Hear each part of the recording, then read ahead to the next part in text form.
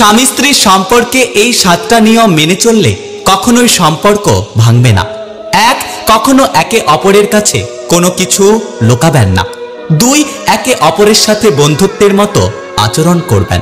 3. ছোটখাটো বিষয় নিয়ে কখনো বড় রকমের ঝগড়া করবেন না।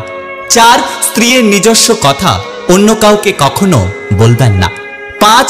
দুজনের মধ্যে কখনো তৃতীয় ব্যক্তিকে ঢুকতে দেবেন না। 6. যদি আপনার কোনো দোষ থাকে তাহলে সেটা স্বীকার করবেন, কখনো একে অপরের ওপর চাপিয়ে দেবেন না। 7. গতকালের ঝগড়ার জন্য পরের দিন পর্যন্ত কথা বলা বন্ধ করবেন না। অন্যের কথা শোনা মাত্রই উত্তেজিত হও না, আগে কথাটার সত্যতা যাচাই করো, তারপর উত্তেজিত হও। তর্ক করে জয়ী হওয়ার চেয়ে চুপ থেকে হেরে যাওয়া অনেক ভালো, কেননা বুদ্ধিমানেরা পরাজয়ের ভয় করে না, বরং উপভোগ করে মূর্খদের উল্লাস। জীবনে একটা ভালো দিন পাওয়ার জন্য তোমাকে অনেকগুলো খারাপ দিনের সাথে লড়াই করতে হবে। কিছু কিছু সময় মুখ বন্ধ রেখে মাথা নত করে নিতে হয়। এর অর্থ তুমি পরাজিত নয়, বরং এর অর্থ তুমি পরিণত।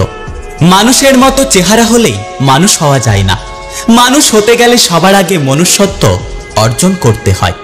ব্যথা যে দেয় সে বোঝে না, আসলে ব্যথা যে পায় সে বোঝে যে এই ব্যথার যন্ত্রণা কতখানি। একটা কথা কি জানো তো, কেউ ব্যস্ত নয়, যার তোমাকে যতটা প্রয়োজন সে তোমাকে ততটাই গুরুত্ব দেয়। ভালোবাসা আর ভালো লাগার মধ্যে পার্থক্য হলো, ভালো লাগা মানে শরীর ছোঁয়া, আর ভালোবাসা মানে হৃদয় ছোঁয়া।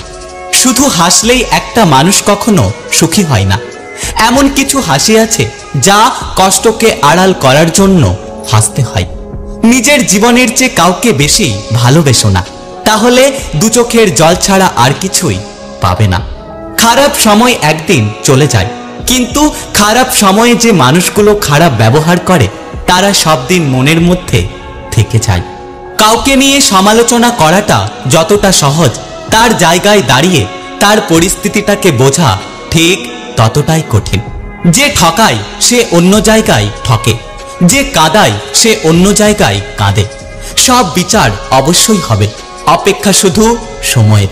কিছু কিছু মানুষ নিজেকে নিয়ে অহংকার করে, নিজেকে বড় ভাবে, কিন্তু তারা হয়তো এটা জানে না যে ফুলের সৌরভ আর মানুষের গৌরব বেশি দিন থাকে না। পৃথিবীতে যাকে আপনি সব থেকে বেশি ভালোবাসবেন সেই আপনাকে সব থেকে বেশি কষ্ট দেবে।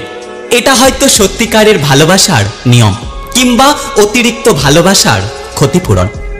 যদি ভিডিওটি ভালো লাগে পাশে থাকবেন, আর হ্যাঁ, নিজের খেয়াল অবশ্যই রাখবেন। দেখা হচ্ছে পরের ভিডিওতে, ততক্ষণ সুস্থ থাকবেন। Take care.